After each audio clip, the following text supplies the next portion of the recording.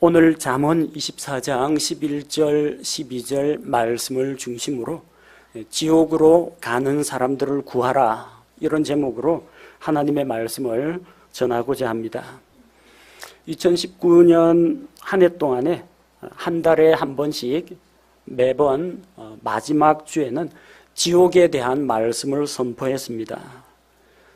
지금까지 지옥의 실제, 지옥의 위치, 지옥의 실상, 지옥을 만드신 이유, 사람이 지옥에 가는 이유, 그리고 지옥 형벌을 피하는 길 등 여러 가지 말씀들을 전했습니다. 우리 교회 성도들이나 또 우리 교회 홈페이지와 유튜브를 통해서 이 복음 설교를 들은 많은 분들이 계십니다.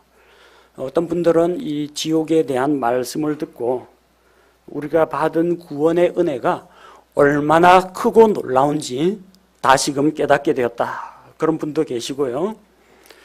또 이 복음의 말씀을 듣고 지옥에 가는 사람들을 구하기 위해서 전도를 해야 되겠다 결심하신 분들도 많이 계십니다. 주일학교 어린 학생들은 지옥에 대한 말씀을 듣고 자기 자신과 또 자기 가족의 구원 문제에 대해서 진지하게 고민하고 생각하고, 또 그들 가운데는 가족에게 복음을 전하겠다고 어린아이의 입으로 나오는 그 하나님의 권능의 말씀으로 예수님을 믿고 지옥 형벌에서 구원받아야 한다는 것을 전한 아이들도 있습니다. 또 우리는 잘 알지 못하지만 인터넷 유튜브 방송을 통해서 많은 사람들이 또 복음을 듣고 지옥의 실제와 정말 심각하고 긴급한 구원의 문제에 대해서 깨닫게 되었으리라고 생각합니다.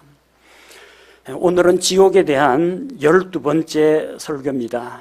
오늘 말씀은 지옥으로 가고 있는 사람들을 향한 말씀이 아니라 이미 먼저 믿고 구원받아 지옥 형벌을 면하게 된 우리 성도들이 가져야 할 거룩한 영적인 부담감에 대해서 말씀을 드리고자 합니다. 요즘은 산업화되고 도시화되고 또 근대화된 사회 가운데에서 공동체 의식보다는 개인주의 성향이 많이 널리 퍼져 있다고 합니다. 그러다 보니까 사람들이 자기와 자기 가족 정도까지만 생각하고 주변에 있는 이웃이나 아니면은 우리 이 대한민국, 우리 국가와 민족, 그리고 전 세계, 말하자면 자기하고 이 거리가 먼 사람들에 대해서는 상대적으로 좀 관심이 소홀한 경우가 많다고 합니다. 사람들은 대부분 자기 일이 아니면은 간섭하기를 싫어합니다. 다른 사람이야 뭐 어떻게 하건 그게 나한테 어떤 손해를 끼치거나 타격을 주는 게 아니면은 그냥 내버려 둡니다. 괜히 남의 일에 참견하다가 봉변당하는 그런 일도 있습니다. 이웃집 부부싸움 말리러 갔다가 오히려 양쪽으로부터 얻어맞고 또 쓸데없는 폭행 사건에 휘말리는 사람도 있습니다. 어른으로서 중고등학생들 길거리에서 담배 피고 있는 걸 보고 따끔하게 훈육을 하려고 했더니 오히려 버르장머리 없는 그 학생들에게 폭행을 당하는 그런 어르신들도 있다고 합니다. 다른 사람, 술 취한 사람 이거 부축해가지고 좀 집에다 데려다 주려고 하니까 나중에 지갑 없어졌다고 생떼를 부리는 사람도 있고, 또 누가 넘어진 사람 뭐 돌봐주려고 잡았는데 신체 접촉을 통해서 성추행했다고 고발당하는 사람도 있습니다. 그러다 보니까 참 되도록이면은 내 일이 아니면은 간섭을 안 하려고 합니다. 좀 안타까운 현실이죠. 그러다 보니까 점점 자기 말고 주변에 대해서는 무감각해지고 무관심해지는 그런 일들이 많습니다. 이게 최근에 들어와서 생긴 일이 아니고요. 1900년대 들어와가지고 이런 일들이 점점 확산되어 가고 있습니다. 1964년 3월 13일 새벽 3시 15분 뉴욕시에서 일어난 살인사건이 있습니다. 살인사건 이름이 키티 제노비스 사건이라고 합니다. 뉴욕에 살인사건이 한두 건 일어나는 것도 아닌데 이 사건이 왜 유명하게 되었느냐면요. 사람들의 무관심 때문에 한 사람이 아무런 도움을 받지 못하고 죽어갔다는데 문제의 심각성이 있습니다. 어색한 것도 아니에요. 뉴욕 주택가입니다. 주택가에서 강도가 지나가던 어떤 여자를 붙잡고 흉기로 마구 찔렀습니다.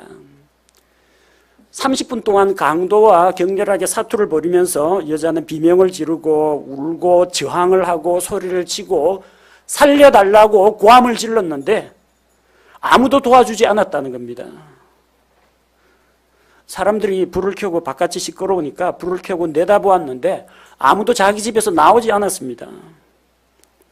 그리고 내려가기 귀찮거든 전화 걸어가지고 경찰서에 신고만 해줘도 되는데 신고한 사람도 없어요. 여자가 죽고 나서 비명소리가 가라앉고 강도는 도망가고 약 20분 지난 다음에 경찰에 신고가 들어가서 경찰이 출동했습니다. 여자는 피를 너무 많이 흘려가지고 그리고 또 저항하다가 탈진해가지고 그냥 죽고 말았습니다.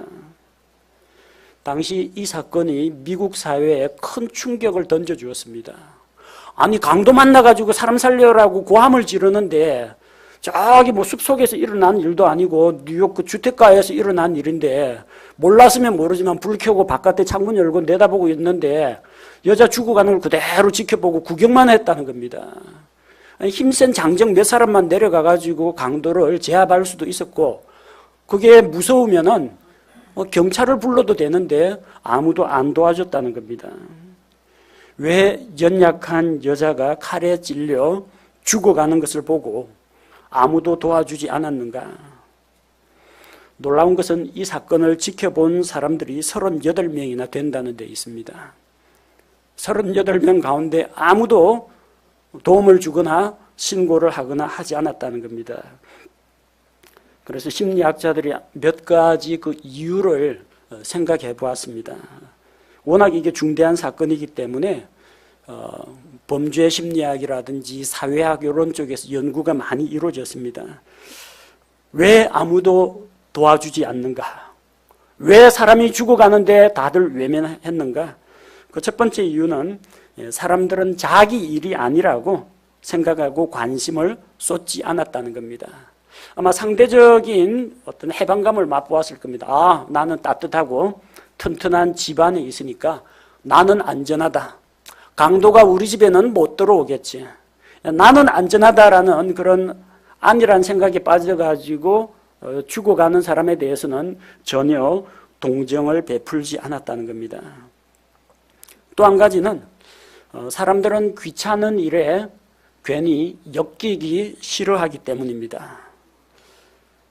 의협심을 발휘해가지고 정의감을 발휘해서 옷 갖춰 입고 몽둥이나 쇠파이프나 들고 내려가서 강도와 격투를 할 수도 있는데 사람들은 강도와 싸우다가 괜히 자기가 다치거나 또 괜히 또 이 강도를 또 때려가지고 또 쌍방 또 폭행 이런 문제로 휘말리기가 싫었던 겁니다. 쓸데없는 일, 귀찮은 일에 간섭하지 않겠다는 겁니다. 그러면 경찰에 신고라도 하지 왜 경찰에 신고를 해주지 않았느냐? 나중에 경찰서 신고하면요, 이 사건의 당사자뿐만 아니라 목격자, 신고자 이 사람도 증언을 해야 됩니다. 경찰서 분류해 다녀야 돼요. 최초 목격자, 최초 신고자 통해서 진술을 받아야 됩니다. 또 이거 경찰서 또 출입을 해야 되고 나중에 법정에서 재판을 받게 되면은 또 검사 측에서도 부르고 변호사 측에서도 불러가지고 막 법정에서 증인 신문을 또 해야 됩니다. 직장도 가야 되고 가정도 돌봐야 하는데 경찰서 와라 가라 저 법정에 출석하라 이러면은 귀찮다는 이야기입니다. 그래서 사람들이 외면했습니다. 그리고 또 다른 이유가 한 가지 더 있어요. 무슨 이유냐면은 내가 아니라도 누군가 하겠지 그렇게 생각한 겁니다. 다른 사람에게 책임을 미룹니다. 만약에 자기가 유일한 목격자고 그러면은 아마도 엄중한 부담을 떠안았을 겁니다. 주변에 도울 사람은 없고 자기가 아니면 구할 사람이 없다 하면 아마 나섰을 겁니다. 근데 이 아파트 저 아파트에 다 불이 켜지고 다 내다보고 있어요. 나 하나쯤이야. 뭐 내가 아니라도 누군가 알아서 하겠지. 그런 생각을 하게 됩니다. 사람이 많다 보면요. 책임이 분산됩니다. 여러분 버스 타고 가다가 버스 운전하시는 기사분이 정류장마다 세워줄 것 같지만 이 하차벨을 안 누르면요 안 세워주시는 분들이 있습니다.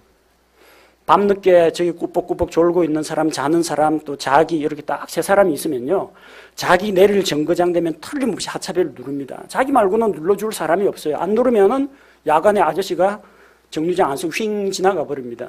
자기 거는 필히 누릅니다.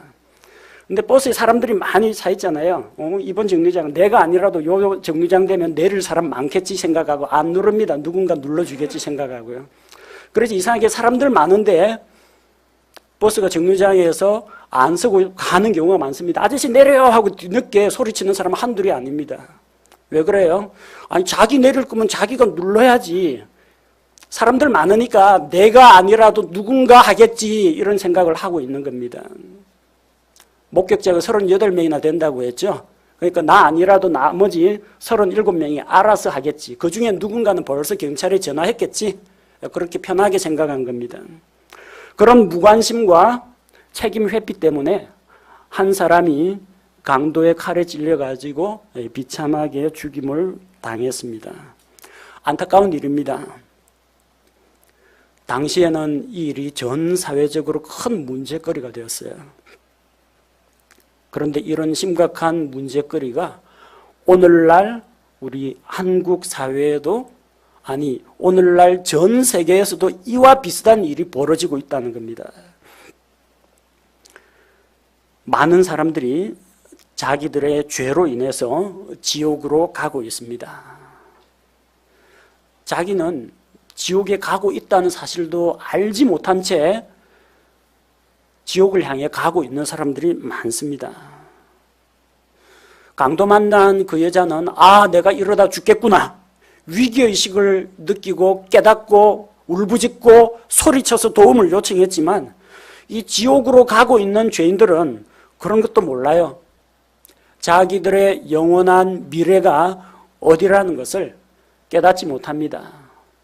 잠시 이 세상에서 편안하게 낙을 누리고 살겠다 생각하는데 죽어서 눈 떠보면 뜨거운 지옥불에 들어와 있다는 것을 뒤늦게 깨닫게 됩니다. 모르고 있습니다. 지옥에 가고 있다는 걸 모릅니다. 혹은 알면서도 애써 그 사실을 회피하고 무시하려고 합니다. 세상에 있는 수많은 죄인들, 복음을 들어보지 못한 사람들은 자기의 운명을 알지 못합니다. 하지만 예수님을 믿고 구원받은 우리는 그들의 영원한 종말이 어떠한지 너무나 잘 알고 있습니다. 저 사람 심성은 곱고 착한데 바르게 살려고 애를 쓰는데 하지만 예수님 믿고 죄 용서 받지 못하면 지옥에 갈 게 뻔한데 틀림없이 지옥에 갈 텐데 안타깝다. 믿는 사람 눈에는 그게 보입니다. 우리는 잘 알고 있습니다. 마치 38명이 창밖으로 내다보면서 칼에 열심히 찔리고 있는데 저 칼에 저를 찔리면 저러다 죽을 텐데 알고 있습니다. 여자도 알고 있고 지켜보는 그 방관자들도 다 알고 있습니다. 여러분, 지옥으로 끌려가는 사람들, 지옥으로 달려가는 사람들 믿고 구원받은 우리 눈에 그 안 보입니까? 보입니다. 저 사람 내버려두면 안 돼. 내버려두면 틀림없이 지옥행이야. 알고 있는데 왜 안 도와줍니까? 믿고 구원받은 그리스도인들 중에서도 이런 방관자들이 있다는 겁니다. 그 이유가 똑같습니다. 아까 그 칼에 찔려 여자가 죽어가는데 왜 사람들이 안 도와줬는지 4가지 이유를 꼽았죠. 영적으로 무관심한 그리스도인들의 자세도 똑같습니다. 사람들은 내 구원의 문제가 아니라고 신경을 안 씁니다. 저 사람은 지옥 가는 거 뻔하지. 그런데 나는 구원받았다. 휴, 다행이다. 나는 지옥 안 간다. 나는 안전하다.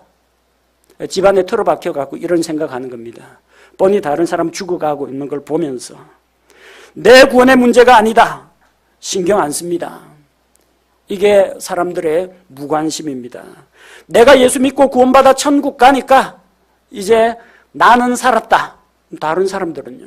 다른 사람들까지 신경을 안 씁니다. 무관심이에요. 두 번째 이유는 사람들은 다른 사람의 구원에, 다른 사람의 구원 문제에 대해서 개입하고 간섭하고 관심을 갖지 않으려고 합니다. 왜요? 관심 가지기 시작하면요. 일을 해야 됩니다. 일단 그 사람하고 좀 사귀고 인사도 하고 밥도 사주고 커피도 사 먹이고 교회다 초청도 해야 되고 내 입으로 복음을 전해야 됩니다. 아, 또 이 귀찮은 일을 또 하나 떠맡게 되는구나. 그런 생각 때문에 안 합니다. 아, 밤에 날 추운데 이거 옷 외출복으로 갈아입고 무기 하나 들고 내려가서 강도 때려잡으면 되는데 안 합니다. 왜 안 해요? 귀찮아서 안 합니다. 다른 사람 지옥 가는 거 뻔히 보고 있으면서 안 합니다. 왜 안 합니까? 전도하기 귀찮아서 그렇습니다. 복음 전하기 싫어서 그렇습니다. 세 번째 이유는 그럼 내가 복음 안 전하면은 누가 다른 사람이 복음을 전하도록 신고라도 해줘야 될 거 아닙니까? 내가 강도 때려잡을 능력이 안 되면은 경찰서 신고해가지고 경찰이 출동해서 강도 제압하도록 해야 될 거 아닙니까? 내가 전도하기가 부담스러우면, 내가 말이 딸리면, 내가 성경 지식이 부족하면 그 전도 잘하는 분들이 있지 않습니까? 뭐 집사님들이나 다른 우리 믿음의 형제들이나 목회자나 이야기해가지고 신고해가지고 저기 누가 있는데 긴급 죽어가고 있는 긴급 환자입니다. 도와주십시오. 연락을 해야 될 거 아닙니까? 그거 안 합니다. 전도 대상자를 교회 데려와가지고 목사님 이야기 좀 해주십시오. 복음 좀 전해주십시오. 별 어려운 거 아니잖아요. 근데 전도 대상자 교회 안 데리고 옵니다. 왜? 아까 이야기했죠. 경찰에 신고했다가 나중에 경찰서 불려다니고 법원에 또 불려다녀야 됩니다. 내가 그 교회에 데리고 오면은 꼭 목사님이 나한테 물어봅니다. 그 사람 왜 요새 잘 안 나옵니까? 그 사람 어떻게 지냅니까? 다음에 올 때 좀 토요일 날 전화해갖고 약속 잡아서 꼭 좀 데리고 오십시오. 경찰서 법원 불려다니는 것도 무서운데 이제 자꾸 목사님이 자기 보고 책임지라고 하고 데려왔으니까 책임지라고 하고 나중에 내가 또 데리고 다녀야 하고 내가 또 돌봐야 되고 이 귀찮은 일을 휘말리기 싫다는 겁니다. 안 하고 싶어요. 그래서는 안 되는데 그런 생각하는 사람들이 있다는 겁니다. 네 번째 이유도 똑같습니다. 내가 아니라도 누군가 나가보겠지. 내가 아니라도 누가 경찰에 신고했겠지. 똑같은 생각합니다. 내가 아니라도 목사나 전도사가 전도하겠지. 그렇게 생각합니다. 책임을 다른 사람에게 전가합니다. 이러다 보니까 키티 제노비스 사건의 칼에 찔려 죽은 가엾은 여자처럼 오늘날도 수많은 사람들이 지옥으로 가고 있으면서도 그 사실을 깨닫지 못하고 있는데 옆에서 붙잡아주고 말리는 사람이 없다는 겁니다. 지옥 가지 말라고 예수 믿고 구원받으라고 옆에서 강하게 도전하고 권면하는 사람이 없다는 겁니다. 그게 참 안타깝습니다. 키티 제노비스가 30분 동안 칼에 찔려 비명을 질러도 아무도 도와주지 않은 것처럼 지옥을 향해 가고 있는 사람을 보고서도 입 닫고 모른 척 내버려 두는 사람들이 많다는 겁니다. 여러분, 이거 심각한 문제입니다. 이것은 먼저 믿고 구원받은 성도로서 자기 책임을 회피하는 겁니다. 다른 사람을 외면하는 겁니다. 한 사람이라도 더 구원하여 살리려고 하는 하나님의 뜻과 하나님의 계획과는 맞지 않는 겁니다. 오늘 잠언 24장 11절 12절에 보니까 그 방관자가 나와 있네요. 내가 만일 죽음으로 끌려가는 자들과 죽임당할 자들을 구출하려 하지 아니하고 말하기를 보라 우리는 그것을 알지 못하였노라. 전 몰랐습니다. 변명을 합니다. 하지만 하나님께서는 마음을 살피십니다. 우리의 혼을 지키십니다. 그분께서 알지 못하시겠습니까? 알고 계신다는 겁니다. 사람들은 모를지라도 하나님은 우리 마음의 중심을 보고 계십니다. 하나님 앞에서 우리가 느끼고 있는 거룩한 책임, 영적인 부담감을 무시해서는 안 됩니다. 꼭 자기가 칼 들고 사람을 죽여야만 살인이 아닙니다. 죽어가는 사람 돌봐주지 않고 죽도록 내버려 두는 것도 역시 책임이 있습니다. 우리는 죽음으로 가고 있는 사람들을 살려야 할 책임이 있습니다. 만약 우리가 방관자가 되어서 그 책임을 외면하면 우리 역시 하나님의 책망을 받을 수밖에 없습니다. 법에서는 이것을 가리켜서 유기의 죄라고 합니다. 유기죄. 형법 제271조에서 유기에 대해서 이렇게 말합니다. 노유, 늙은이와 어린이, 그리고 질병 등의 기타 사유로 인하여 도움을 필요로 하는 자를 보호할 의무가 있는 자가 그 도움을 필요로 하는 사람을 유기한 경우, 내버려 둔 경우 성립하는 범죄가 유기죄입니다. 여러분, 유기라는 말 많이 들어보셨죠? 영아 유기, 어린애 내 갖다 버리는 거, 반려동물 내버리는 거, 동물 학대, 동물 유기, 내다 버리는 겁니다. 자기가 칼이나 흉기를 가지고 강아지를 직접 때려 죽이지 않는다 할지라도 내버려 가지고 굶어 죽든지 차에 치여 죽든지 이렇게 보호하고 돌볼 책임이 있는 사람이 그 책임을 회피하는 것이 유기죄입니다. 우리 형법에만 유기죄가 있는 게 아니고요. 영적인 세계도 마찬가지입니다. 가만히 내버려 두면은 지옥으로 가서 영원토록 고통과 형벌을 받게 될 것을 뻔히 알면서 그 사람이 그렇게 된다는 걸 뻔히 알면서도 아무런 도움을 베풀지 않는 것이 영적인 유기죄에 해당한다는 겁니다. 자, 법에서 말하는 유기죄가 성립하려면 크게 4가지 전제 조건이 있어야 됩니다. 불쌍하고 어려운 사람 안 도와줬다고 해서 무조건 유기죄가 성립하는 건 아니고요. 첫 번째는 그 도움을 필요로 하는 그 사람을 보호할 법률상 또는 계약상 의무가 있는 사람에게 유기죄가 적용됩니다. 예를 들어서 길을 가다가 길에 쓰러진 사람을 보고 그냥 지나쳐도 왜 그냥 지나쳤느냐 나중에 붙잡아다가 그 사람에게 죄에 대한 책임을 묻지는 않습니다. 사람들이 한 사람을 집단으로 구타하고 폭행을 하고 있는데 가서 싸움을 말리지 않고 무서워서 그냥 슬그머니 도망을 갔다 하더라도 법에서는 책임을 묻지 않습니다. 처벌은 받지 않습니다. 물론 도덕적인 비난은 받게 되겠죠. 왜냐하면 그 사람이 자기가 보호하고 돌봐야 될 그런 관계가 아니면은 유기죄는 성립하지 않습니다. 보호 의무가 있는 사람은 법률상 혹은 계약상 한정된 사람들입니다. 일반 사람들은 그냥 지나가 버렸다 하면 도덕적으로 손가락질 받긴 하겠지만 법적 책임은 묻지 않습니다. 근데 만약에 순찰을 하고 있던 경찰관이 그 한겨울에 취객이 쓰러져 가지고 있는 거 그냥 모른 척 그냥 지나가면 그거는 유기죄가 성립합니다. 교통사고가 났는데 사고를 낸 그 당사자 또 사고와 관련된 당사자가 사고 만나가지고 의식을 잃고 쓰러진 사람에게 구호조치나 119 신고를 안 하고 그냥 가버리면 그거는 유기죄에 해당됩니다.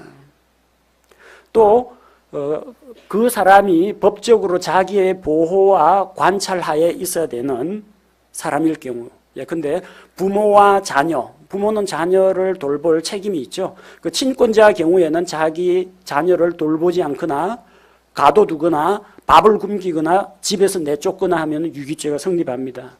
법률상 의무가 있기 때문입니다. 또 계약에 의해서 병원이나 요양원은 그 안에 있는 그 환자에 대해서 돌봐야 될 책임이 있습니다. 혈연 관계가 아니고 그렇다 할지라도 일단 그쪽에서 구호 조치를 받기 위해서 병원에 입원한 사람이기 때문에 병원에 있는 의사나 간호사나 그 있는 직원들이 그 환자의 신상에 대해서는 돌볼 책임이 있습니다. 환자가 죽어가고 있는데 적절한 조치를 취하지 않고 내버려 둔다든지 죽도록 방치하는 것은 유기에 해당됩니다. 세상 법에서도 보호와 돌봄의 책임이 있는 자에게는 그 책임을 묻습니다. 하물며 이 육신의 생명보다 더 소중한 그 영적인 생명에 대해서 하나님께서 모른 척 하시겠습니까? 우리에게는 과연 책임이 있는지 없는지, 지옥으로 끌려가는 자, 지옥으로 달려가는 자를 향해서 우리 각 사람은 나는 책임이 있는 자인지 없는 자인지 한번 생각해 보시기 바랍니다.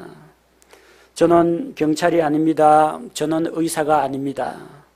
저는 전도사가 아닙니다. 저는 목사가 아닙니다. 내가 할 바가 아닙니다 라고 변명할지 모르지만 에스겔 3장 17절에서 하나님이 말씀하십니다. 사람의 아들아, 내가 너를 이스라엘의 지배에게 파수꾼으로 세웠으니 그러므로 내 입에서 나오는 말을 듣고 내게서 나오는 경고를 그들에게 줄지니라.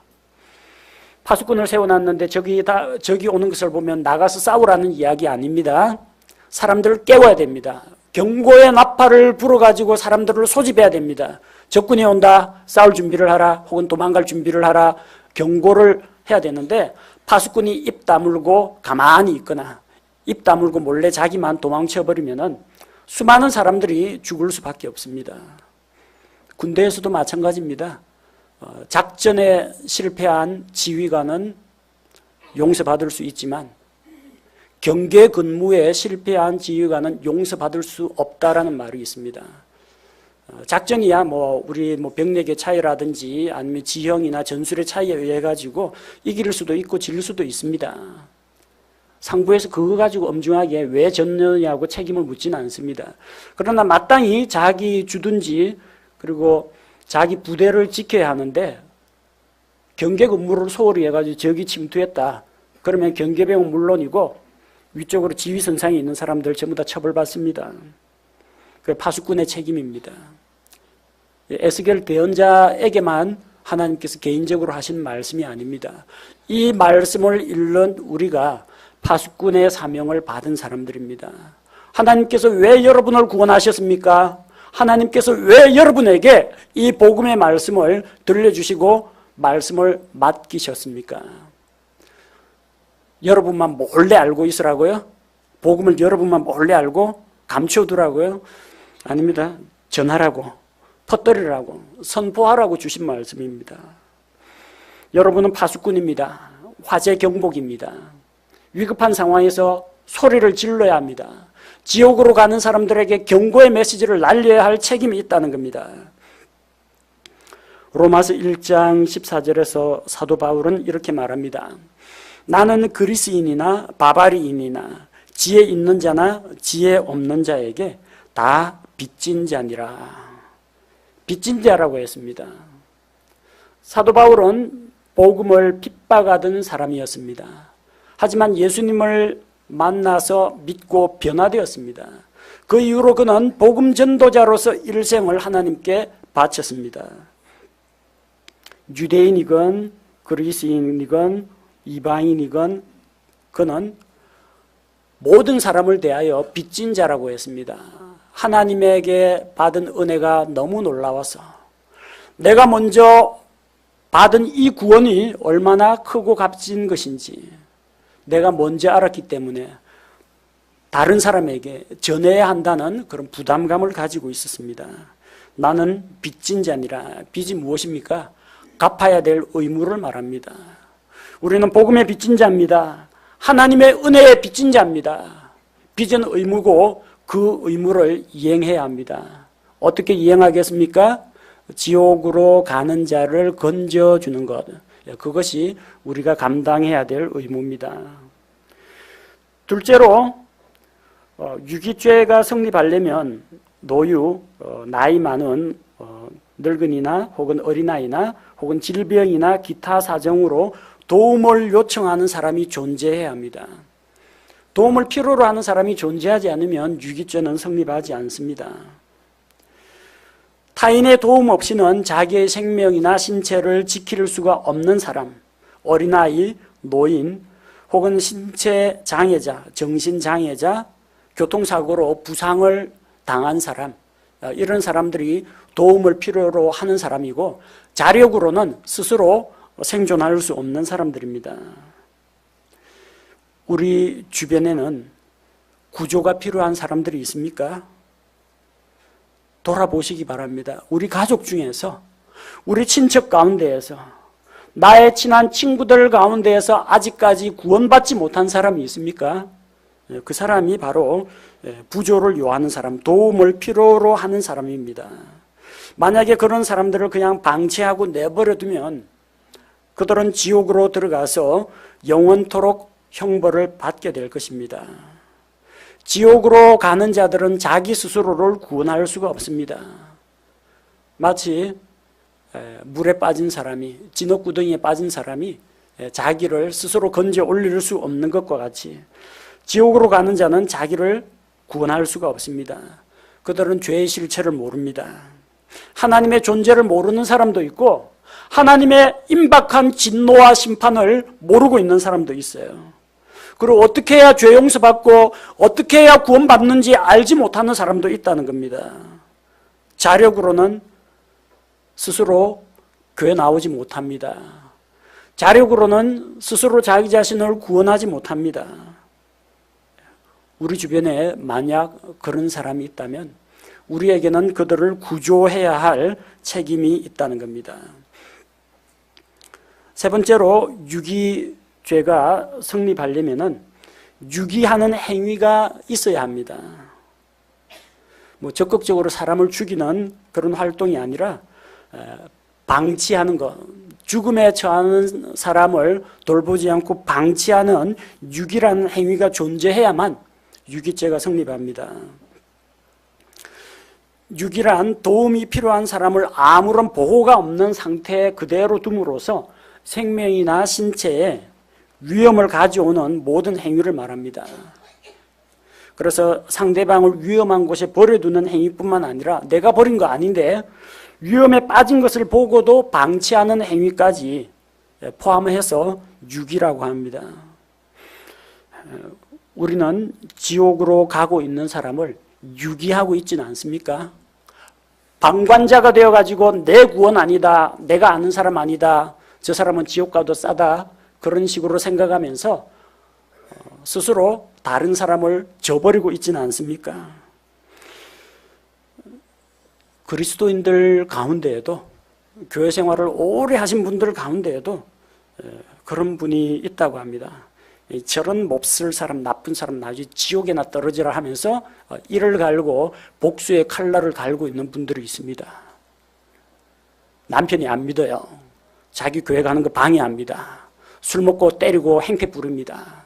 부인은 눈물로 기도하면서 신앙 지키려고 믿음 지키면서 교회 다닙니다. 근데 남편은 교회 안 데리고 옵니다. 망할 놈의 영감탱이, 나중에 죽어서 지옥에나 가라. 그런 식으로 속으로 욕하면서 교회 와서는 거룩 거룩 거룩 이를 찬양하는데 속마음은 남편 죽었으면 좋겠다는 거예요. 저 남편분도 구원받고 같이 천국 가셔야죠 하니까 이 세상에서 지금 몇십 년 동안 남편한테 당한 것도 억울해 죽겠는데 천국 가서 영원토록 봐야 되느냐고. 그럼 자기 천국 안 가겠다고 그래요. 진짜 심각합니다. 이 정도면. 남편에게 폭행당하고 저런 남편을 천국에서 다시 만날 걸 생각하니까 살이 떨린다고 합니다. 그래서 일부러 복음을 안 전하고 복음 안 전하는 것이 남편에게 해줄 수 있는 최고의 통쾌한 복수라고 여기는 그런 사람도 있습니다. 혹시 여러분 이런 마음속에 자기 안 믿는 가족, 자기한테 행패 뿌리는 가족, 친척 앙심 품고 일부러 혹시 복음 안 전하는 분, 그런 분 안 계시겠죠? 그런 악랄한 마음을 품으시면 안 됩니다. 하나님이 우리를 어떻게, 죄 많은 우리를 어떻게 용서하고 구원하셨는지 생각하면요, 그런 앙심 품으시면 안 됩니다. 뭐 또 그렇게 뭐 적극적으로 저 사람 교회 나오면 안 돼, 저 사람 예수 믿으면 안 돼, 그런 생각뿐만 아니라요.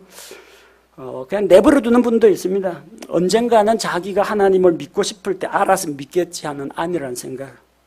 옛날에 제가 다니던 장로교회에 장로님이 계신데, 장로님 아주 성실한 분이었어요.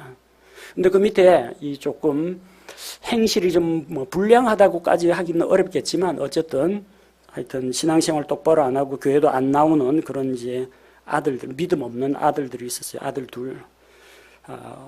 그래서 뭐 목사님도 그러고 저도 여러 차례 권면을 했습니다. 아니 장로님만 신앙생활 잘하면 뭐합니까? 가족들 다 구원받을, 다 같이 가야 될 거 아닙니까? 아무개 왜 교회 안 데리고 옵니까? 일단 데리고 와야 설교라도 한 번 더 듣고 말씀으로 권면이라도 한 번 더 듣지. 이 시간에 집에서 텔레비전 보고 있거나 저기 밖에 나쁜 친구들하고 어울려 다니면은 언제 하나님 말씀 듣습니까? 여러 차례 이야기했어요. 근데 그분 생각은 다 때가 되면은 전형적인 예정론 믿고 있는 장로님입니다. 만약에 하나님이 택하셨으면 언젠가는 믿고 돌아온다는 이야기입니다.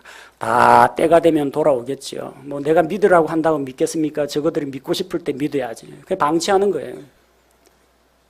뭐 소식이 끊어져가 지금 어떻게 살고 있는지는 모르겠는데, 여러분 먼 사람도 아니고 친권자입니다. 친권자. 이 세상에서는 법적인 의무가 있는 자.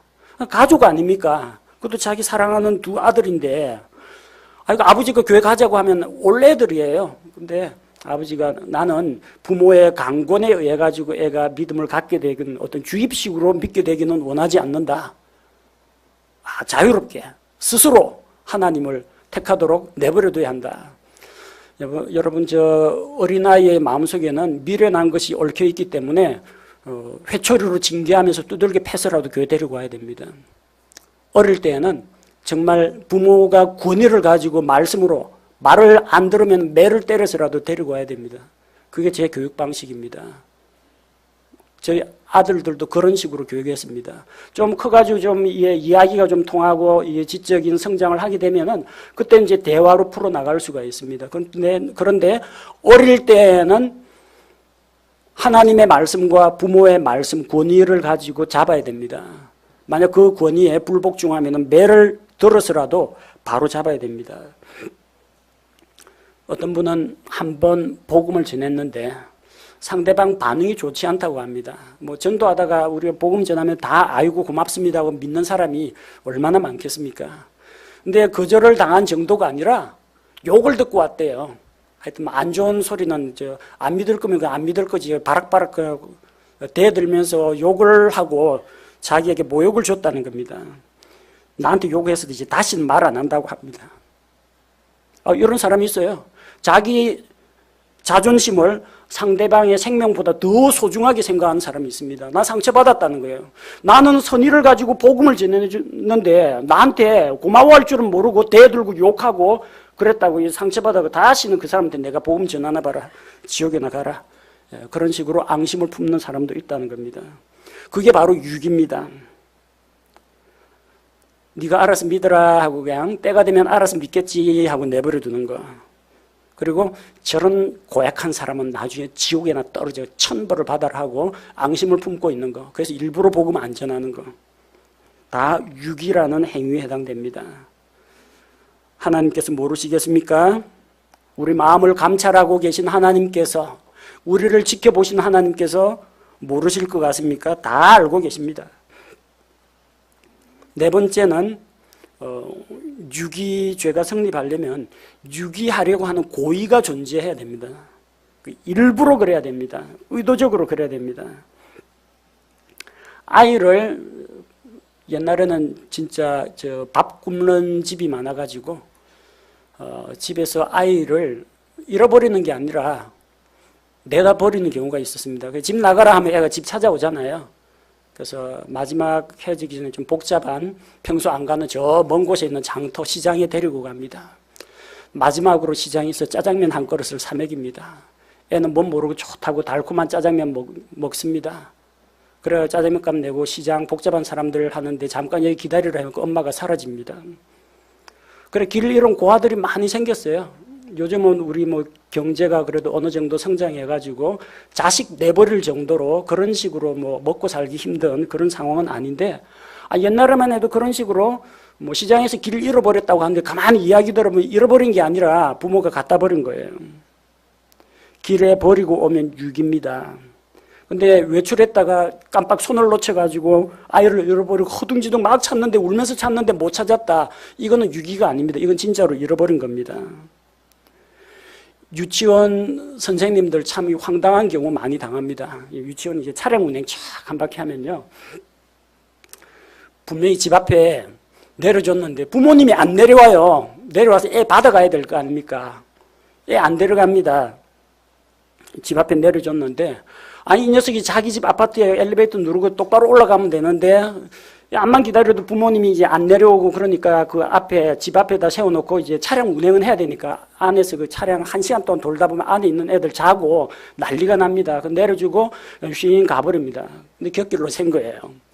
집에 안 올라가고 놀이터 가버리고 친구 집에 놀러 가버리고, 집에서는 유치원에서 애 하원 안 시켰다고 우리 애 어디 있느냐고 막 바락바락 이러는데, 나중에 보면 알고 보니까 뭐 선생님 잘못은 아니고 애 잘못이에요. 놀러 가고 싶어서 집에 들러가지고 엄마 기다리지 않고 밖에서 싸돌아다닌 거예요. 이거 가지고 유치원 선생님 보고 뭐 유기했다고 그렇게 말하기는 어렵습니다. 뭐 유치원 선생님이 뭐 택배기사도 아니고 애 데리고 집 아파트 그 철문 앞에 띵동띵동 초인종 눌려가지고 넣어줘야만 됩니까?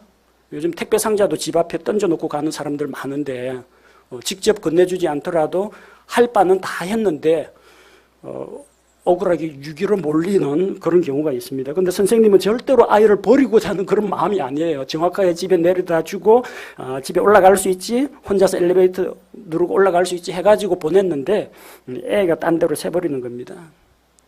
누가 물로 뛰어드는 걸 봤는데 한겨울에 수영하려나 의심이 가죠. 이 추운 날 수영을 할 리는 없고, 그럼 구해야 됩니다. 근데 한여름에 탁 물속으로 뛰어드는데 저게 헤엄치로 들어간 건지 자살하러 들어간 건지 모르는 경우가 있습니다. 자기는 그 사람이 정말 자살하려고 하는 건지 모르고 그냥 지나쳐버리는 경우가 있어요. 그런 경우는 정말로 몰랐으면 그건 유기가 아닙니다. 사람이 뭐 목에다 밧줄 걸고 뭐 의자 위에 올라가서 목매 죽으려고 하거나 저기 한강 철교에 올라가가지고 뛰어내리려고 하는데, 그거 봤으면은 이제 신고하고 달려가서 말리고 그래야죠. 근데 정말로 자기가 모르는 곳에서, 또 자기는 그 사람이 설마 죽을 줄은 몰랐다, 그럴 경우에는 유기가 아닙니다. 누가 알겠습니까? 사람의 마음속은 하나님께서 아십니다. 우리의 마음속에 구원받지 못한 죄인들을 유기하려는 마음이 있습니까? 우리는 몰랐다고 변명을 합니다. 보라, 우리는 그것을 알지 못하였노라. 하지만 사람의 마음을 살피시고 우리 혼을 지키시는 분께서 정말로 알지 못하시겠습니까? 뭐라고 하셨어요? 그분께서 각 사람의 행위대로 각 사람에게 보응하지 아니하시겠느냐. 세상 법에서도 유기죄에 대해서 형법으로 다스립니다. 영적으로 죽어가는 자, 지옥으로 가고 있는 자를 모른 채 외면한다면 하나님께서는 그 사람은 자기 죄 때문에 죽겠지만 그 사람의 죽음에 대한 책임을 우리에게 물으실 겁니다. 저는 몰랐습니다. 저는 복음을 알지 못합니다. 그렇게 핑계할 수는 없습니다. 여러분, 천국과 지옥이 있다는 것을 압니다. 하나님께서 계시다는 것도 압니다. 죄인들은 지옥에 간다는 것도 압니다. 지옥으로 가는 죄인을 구원할 수 있는 유일한 길이 예수 그리스도의 십자가의 대속을 믿는 것밖에 없다는 거, 이 정도면 충분히 아시는 겁니다. 여러분 보고 뭐 성경교리, 신학 강좌 해가지고 이 복음에 대해서 체계적으로 딸딸 외우고 공부하라는 이야기가 아닙니다. 이 정도 되면 압니다. 하나님 계시고 죄인들은 지옥 가고 예수님 믿어야만 구원받고, 이 정도만 알면 여러분 복음 아시는 겁니다. 아는데 제가 좀 말주변이 좀 이렇게 제가 좀 부끄러움을 많이 타가지고 제가 용기가 없어가지고 우리는 복음 전할 줄 모른다고 변명을 합니다. 복음 내용은 저도 아는데요, 저는 알고 믿는데 이걸 다른 사람한테 어떻게 설명해야 될지 모르겠습니다. 그런 분들도 계십니다. 그러면 뭡니까? 자기가 강도하고 싸워서 이길 힘이 없으면 경찰서 신고라도 해야죠. 자기가 조리 있게 복음 전할 자신이 없으면 다른 사람에게 부탁하면 되지 않습니까? 교회 데리고 오시고 목회자하고 한번 만남의 자리도 만들어 주시고 복음 전도자나 교사나 전도사 전도할 줄 아는 형제들에게 데려오면 됩니다. 그렇게 어려운 일이 아닙니다. 어떤 어린아이가 날마다 지나다니는 이웃집 지나가다가 그 집 나이 많은 아저씨 대학 교수입니다. 이웃집 아저씨에게 아저씨 주일학교에서 배웠는데요. 천국도 있고 하나님도 있대요. 그 아저씨가 이야기합니다. 나는 그런 거 안 믿는다. 아저씨는 공부 많이 한 학자다. 그러면 아저씨 그러면 나중에 죽어서 지옥 가요 하고 휙 가버렸어요. 어린아이가 당돌하게 던진 말인데 어쨌든 하나님 안 믿으면 지옥 간다 했는데 하나님의 존재는 안 믿는데 어릴 때부터 자기가 지옥 생각했는데 그 지옥이 머릿속에서 떠나지 않는 거예요. 밤새도록 하는데 이 많이 배웠다는 이 대학 교수님이 지옥 꺼지지 않는 불 이 생각이 잠이 안 오는 거예요. 결국 마침내 이 지옥 문제로 고민하다가 그 지역 교회 목사님에게 나와가지고 어떤 아이가 지나가면서 하나님 안 믿으면 지옥 간다 그러는데 내가 하나님의 존재에 대해서는 내가 모르는데 어쨌든 지옥은 가기 싫다고 와가지고 복음을 듣고 구원을 받았습니다. 전도가 그렇게 힘든 거 아니에요. 어려운 거 아니에요. 저는 복음을 모릅니다. 변명할 사람 없습니다. 저는 전도할 줄 모릅니다. 변명하지 마시고 할 줄 모르거든 할 줄 아는 사람한테 부탁하세요. 그래도 됩니다. 유기의 죄, 죽어가는 사람을 방치하는 방관자가 되지 말아야 합니다. 왜 우리가 그 지옥으로 가는 자들을 구조해야 됩니까? 왜 우리가 그들에게 복음을 전해야 합니까? 우리 마음속의 동기력을 다시 한번 회복시켰으면 좋겠습니다. 우리가 복음을 전하고 사람을 구원해야 하는 이유 가운데 어떤 분은 이런 이유로 복음을 전한다고 합니다. 첫 번째는 하나님 앞에서 책망이나 징계를 안 받으려고 하는 사람이 있습니다. 여기 나오죠? 하나님께서 각 사람의 행위대로 각 사람에게 보응하지 아니하시겠느냐. 나중에 내가 전도 안 했는데 나중에 하나님이 너 그때 왜 그 사람 지옥 가는 거 뻔히 알면서도 복음을 전하지 않았느냐. 하나님한테 야단 맞는 게 무섭다는 겁니다. 그래서 그런 처벌받지 않으려고 전도하는 사람이 있습니다. 고린도전서 9장 16절 말씀에 보니까 내가 복음을 선포할지라도 자랑할 것이 없나니 이는 필연적으로 내가 해야 하기 때문이라. 만일 내가 복음을 선포하지 아니하면 참으로 내게 화가 있으리로다. 바울은 자기가 맡은 복음 전도의 사명을 제대로 감당 못하면 자기에게 화가 있을 것이라고 했습니다.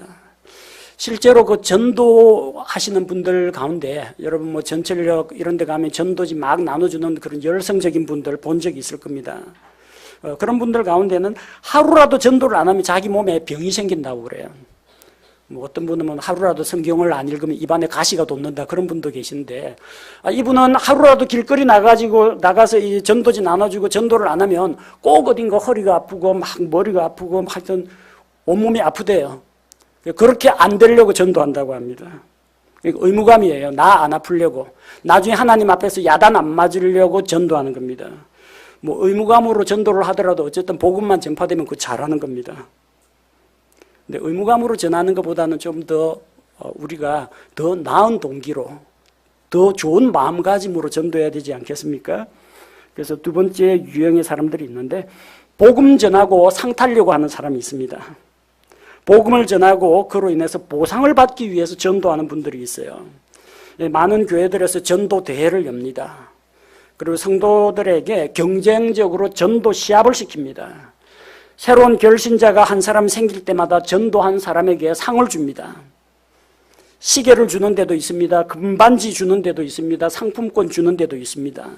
그리고 가장 실적이 우수한 사람에게 전도왕 타이틀을 주고 어쨌든 상장을 주고 목사님 막 크게 띄워주고 그럽니다.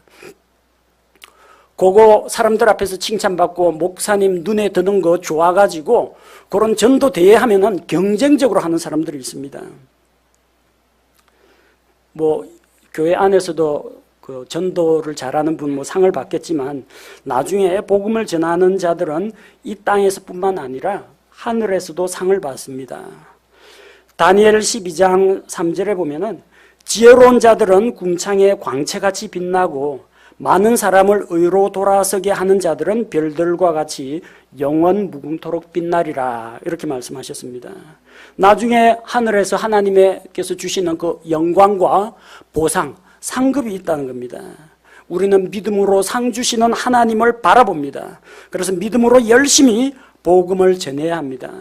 나중에 우리가 복음을 전해서 구원을 받은 사람들 천국에서 다시 만날 겁니다. 그 사람들이 여러분에게 아이고 그때 복음을 전해주셔서 고맙습니다. 다 인사하러 올 겁니다.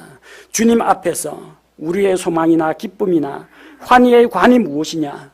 우리 주 예수 그리스도께서 오실 때 그분 앞에 있을 바로 너희가 아니냐? 데살로니가전서 2장 19절 말씀과 같이 우리를 통해서 구원받은 사람들, 우리의 전도의 열매들은 그리스도의 심판석 앞에서 우리가 받아 누릴 기쁨과 환희의 관이 됩니다. 상 받기 위해서 전도한다는 게 뭐 그렇게 부끄러운 일은 아닙니다. 상을 사모하는 마음, 믿음으로 상을 바라보는 거 좋은 믿음입니다. 근데 거꾸로 한번 생각해 볼게요. 상 안 주면 전도 안 할 거예요? 시상식 안 하면 전도 안 할 거예요? 그거는 조금 좀 야비한 생각입니다. 상 주면 전도하고 상 안 주면 안 하고 사람들 좀 하루라도 빨리 좀 구원할 수 있는데 이따가 저기 내년 봄에 전도 대회 하면 이 사람은 그때 데려올 사람으로 묵혀두고 아껴두는 사람이 있어요. 지금 데려오면 상 안 줘야죠. 3월달 전도 대회 할 때 그때 교회에서 크게 시상한다고 하니까 그때 가서 하려고. 그러면 안 돼요. 상 받으려고. 상이 중요합니까? 그 사람 구원받는 게 더 중요하지. 어쨌든 뭐 상 받기 위해서 전도하는 것도 어쨌든 간에 뭐 복음이 전파되고 사람이 구원받고 돌아온다는데 뭐 반대할 이유는 없습니다. 뭐 전도하고 시상하는 그런 교회 어쨌든 그렇게 해서라도 전도가 되면은 저는 뭐 반대하지 않습니다. 비판하지 않습니다. 근데 세 번째 가장 이제 올바른 좋은 태도는 죄인들을 불쌍히 여기는 그런 마음 때문에 그런 마음으로 복음 전해야 됩니다. 우리는 죽음으로 끌려가는 자들, 지옥으로 달려가는 자들을 볼 때 불쌍히 여기는 마음을 가져야 합니다. 그게 바로 예수님 믿기 전에 우리 자신의 모습입니다. 우리도 만약에 예수님 안 믿었더라면 그들과 마찬가지로 지옥을 향해 달려가고 있었을 겁니다. 죄인들을 향해서 오래 참고 기다리시는 하나님의 마음을 배워야 합니다. 죄인들을 위해서 자기 생명을 십자가에서 아낌없이 내어주신 바로 그 주님의 마음을 품어야 합니다. 바로 이것이 우리가 믿지 않는 자들에게 복음을 전하는 근본 동기가 되어야 합니다. 우리 주변에 죄로 인해서 죽어가는 자들, 죄로 인해서 사망으로, 지옥으로 가고 있는 자들 버려두지 말고 주 예수님께로 인도해야 합니다. 언제 할 것이냐? 지금 곧 해야 됩니다. 기회가 있을 때 해야 합니다. 제가 대학교 다닐 때 선교 단체에 있었는데 우리보다 좀 나이가 많은 직장인 그룹에서도 같이 함께 집회를 했습니다. 그중에 서울대병원 간호사로 일하고 있는 한 자매가 간증을 하는데 그 자매님 이제 환자들 돌보면서 계속해서 이제 복음 전할 사람들을 이제 찾고 했는데 마음에 드는 사람이 한 사람 딱 생겼어요. 저 사람에게 딱 해야지 하는데 뭔가 이제 망설여지는 거예요. 좀 부끄럽기도 하고 내 말을 들어줄까 걱정이 되기도 하고 내일 하자. 내일로 미뤘어요.